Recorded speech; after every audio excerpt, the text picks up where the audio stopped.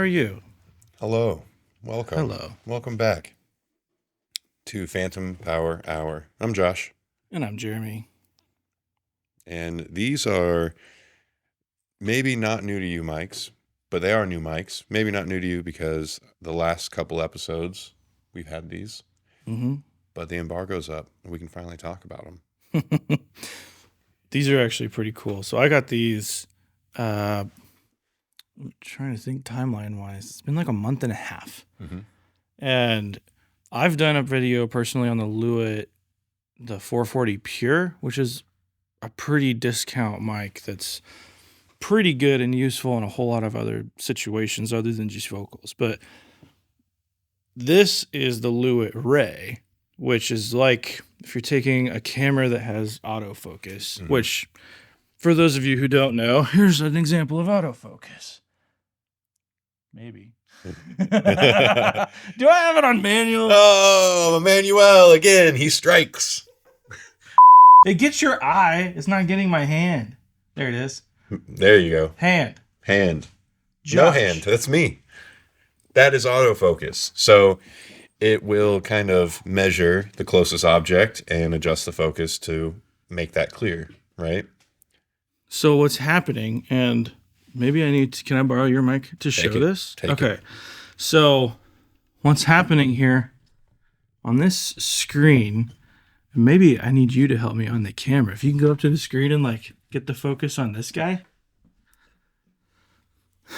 So you guys can see the mic right here, and it can see you. And the closer it gets to you, the closer it's going to adjust that LED, or the further away. And what's actually happening there is, yeah, you can come back now. What's actually happening there is it's adjusting like the tonality of the microphone and the proximity and the volume so that in the last few episodes, like we've been able to sit wherever we want. It sounds pretty consistent. Now, what I'm curious about with you editing these, did you notice any difference from normal mics we were using? Very little difference with distance on the mics themselves. The main thing I think I notice is if I am back here, because of the compression that I'm adding, you're getting a little bit more room just because it has to kind of adjust itself. So you're going to naturally pick up more room. Mm-hmm. That's totally, I guess that would be very expected. When I had some people here doing podcasts, especially people who don't know how to act around a microphone, it made it really easy and a whole lot more fast moving because there was so much less automation that you have to write. These little differences where if they start talking at different volumes, like it's going to be exacerbated even more because sometimes people want to pull back the further back they sit. And then maybe they want to do the same thing when they really lean in. But on these things, it made it really, really fast. Yeah. The coolest thing to me is the proximity effect doesn't feel noticeably different regardless of where you're sitting. Yeah. Which to me feels like voodoo magic of some kind. Mm-hmm. Like, I don't know exactly the technology, but it just like Jeremy's saying, it makes it so much easier to gauge like a broad, this is how I'm going to compress, this is how I'm going to EQ, in comparison to, I'll find something on other mics that don't have this type of technology in them. I'll find a clip and like, oh, that sounds great. I think I've got everything sitting right, and then move forward like 20 minutes or something, and either our energies levels have changed or we've relaxed more or something like that. And I'm like, okay, I guess I'll make some adjustments here then to get that to sit the same way. Yeah. If you're talking about proximity, and here's the way I can show it because I can turn Aura off right here. So right now it's adjusting for distance. But if I turn this button and hit it off, you're going to notice the low end in my voice change at this distance. So here it is on, and here it is off. So there's probably a noticeable volume difference. There's probably a bit noticeable low end difference. Turn it back on. There it is on again. Can you do that and sit some further back to make it really drastic? So The one thing, like, it'll pick up your hand too. Like, if my hand's close, it thinks I'm super close. Mm-hmm. So that's going to manipulate it. So you got to be careful about that. But so here I'm sitting a little further and then turning it off. Aura's off. Talking. How does that sound? And then back on. Here we go. That's Aura on. Yeah. I'm not listening to it. So can you hear a difference?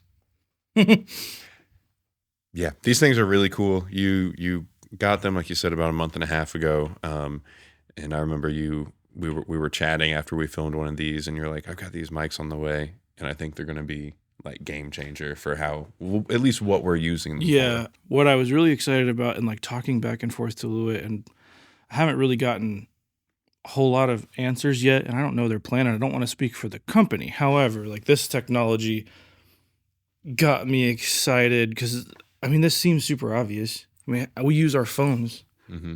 to sign in to and that's how we get fake bokeh and pictures. Like, this technology is in a lot of stuff.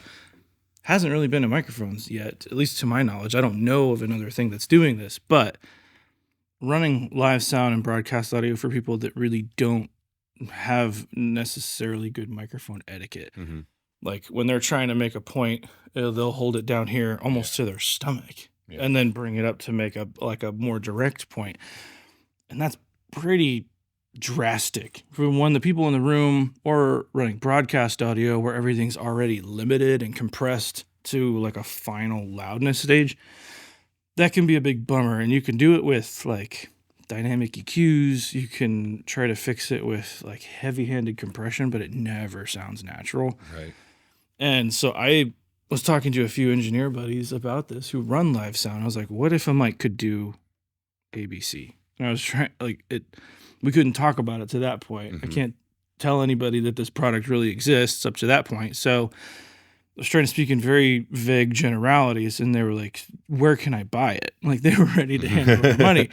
Take my money. Because my thought is, if this technology could get into like a Shure handheld wireless, where third-party companies are making capsules for those mics anyway.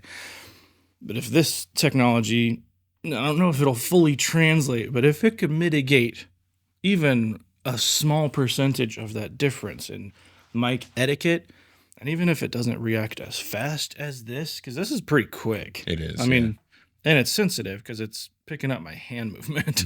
But if it could mitigate even a small amount of that and make like an FOH engineer's job that much easier, holy cow. Yeah. And I can already hear you're screaming at the screen, this is cool, Josh. This is cool, Jeremy. But you haven't said what it's actually doing, really. So I don't know exactly what the sensors are. To me, to the naked eye, uneducated, they seem like they're IR sensors of some kind. I think they're infrared. Yeah. Could be wrong. But there are two little sensors next to the gauge that is kind of showing you what the proximity is. And when Jeremy is saying that it's picking up his hand, it's because his hand is getting in front of one of those sensors. And so now the mic is thinking that the source is closer, which if your hands aren't in the way, it's doing that just with your body or your face. Mm-hmm. And you could see it here if I move my hand in front of my mic. This is a really weird thing. I only have two. If I had three, this would be a lot easier to show you guys, but to show you guys butt. To show you guys butts. Might have to mute this because I'm like handling it like crazy. We'll see. But speaking of mute, there's a mute function on here.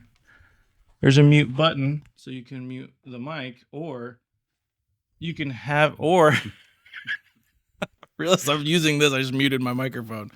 So mute function on the mic itself, you can mute it, or you can get it to react to distance since it already knows the distance anyway. And this was like a super interesting part of the engineering of this, because if you can get it to where as you turn from the mic and it realizes that proximity is getting further, it'll mute it at a certain distance. So essentially like a hardware-based gate. Yes. I mean, well, effectively. But for somebody like doing live streaming and you just want to go off mic for a second and know that it's muted and have the visual aspect that it is muted and not worry about a button, it's right there for you, and it's always visible, which is cool. I'll turn my mic back on now. So there's a lot that they're doing with this, and I'm surprised that they could pull it off with like the voltage on the mic that's available Right. already, because there's not an external power source. It's not Yeah. USB. This is just straight up XLR. Just phantom power. Pretty cool. Yeah. Very cool. So many use cases. I could see this, obviously, podcasting like we're using it right now, any type of streaming, like gamer streams or anything like that. And one that you brought up in terms of broadcasting is like a podium mic. Yeah. Man. If that, I mean, and we've seen this technology in so many things like keyboards where you have used your hand to like affect some kind of dynamic thing. Mm-hmm. I wonder, like, if there's a way to tap into that, like, what else could be coming with something like this, with a technology that's not new. This is just a new application of that technology. Yeah. Pretty interesting, because you don't really see XLR mics doing a whole lot of different things. But have we mentioned the price? No, not yet. Hit us. What's the price? Let me double check myself. $349. $349. And I believe the 440 Pure, which this is really, really close to, if not spot on, I think that's $290. Okay. So you're paying like $60 for the proximity part of this. And in the audio examples I'll show you, the proximity really had nothing to do with those particular examples, just hearing the mic and what it can do. And at that price, I would pay $60 just for our use case. Like, if you can use it, it seems like such a value. yeah. And that's why I tried it on so many different things, because I mean, a one-trick pony is cool. You can have a one-trick whatever. But knowing that it can be kind of Swiss Army-esque, like I can put it in front of a podcaster and it's going to do the job, or I can just straight up use it as a microphone. Mm-hmm. Like, then you can turn all the extra stuff off. Yeah. Super handy. So $350. handy. Sweetwater. You'll put a link down there. Yeah. This If isn't you're interested, I'll throw a Sweetwater link down below. support the channel so we can get this thing off the ground. Subscribe. Click the notification bell if you're into it. Paul. Ooh, Paul. We haven't seen a Paul yet. Yeah.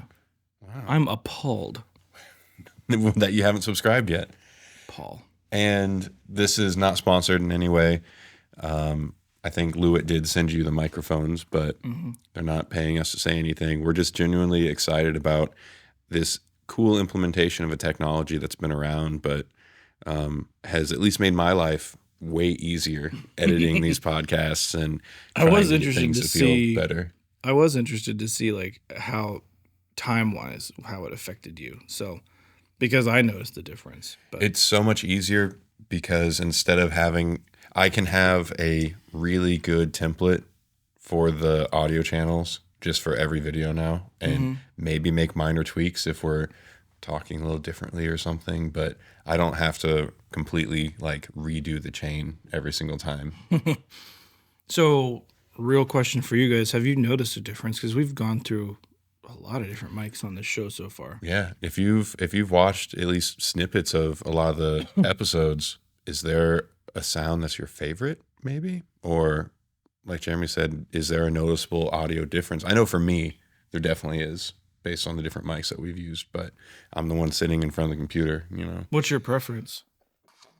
Bless you. Two Times Tuesday. My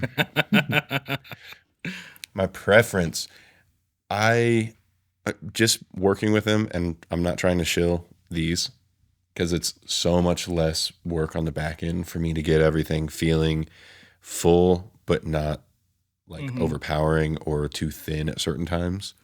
I think my favorite was the 208, just because I love that kind of like broadcasty aspect. I mean, there's nothing to say you couldn't do that with the EQ here. But the NT5s? Which ones were those? The Rhodes, the NT1s? Or is it NT1? Oh, it's the 5th generation. Was that it? I think so. Whatever the Rhodes were that we were using, those sounded really good. Yeah, I like those a lot. I'm honestly a little bit surprised that we haven't pulled out like the SM7Bs like every other podcast. We can share it. One. I mean, we'll get a boom arm and we'll just swing it back and forth. Well, actually, you know, it might be interesting for the next one because I have another mic that's not out yet. But I don't know if I can't say it, cut it out. But I have an which is basically an SM7. Oh, really? Yeah. And it's XLR and USB-C. So that might be interesting for the next show to put up an SM7 and then that mic. Oh, yeah. And then like switch because Yeah. see what they do on our voices. But That could be that'd fun. be interesting. And then we could be like traditional podcasters. Yeah. Look the part. I guess. But the thing I like about this, I don't have to worry about sitting. I can sit wherever I want and just be comfortable. I can lean back. Lean with it, rock with it, As much as I like the 208, you have to be right on top of it for it to sound good. Yeah. Yeah. But anyway. Well, this is a shorter one. We just wanted to have like a, little episode drop on a Wednesday because that's when the embargo lifts today. So if you saw this, you liked any of it, it can be a cool use case for you. You just want to try it out. You can get it now. Click the link below and it helps support the channel a little bit. It's an affiliate link. But other than that. Well, let us know what you guys would be interested in using something like this for. Would you be interested in because you could use it in a podcast song contest? Are you doing anything like that to where it matters? Or is it just, I just want the mic to sound good and that's all I care about? Genuinely curious. Yeah. Comment down below. Otherwise, we'll bye. Catch you later.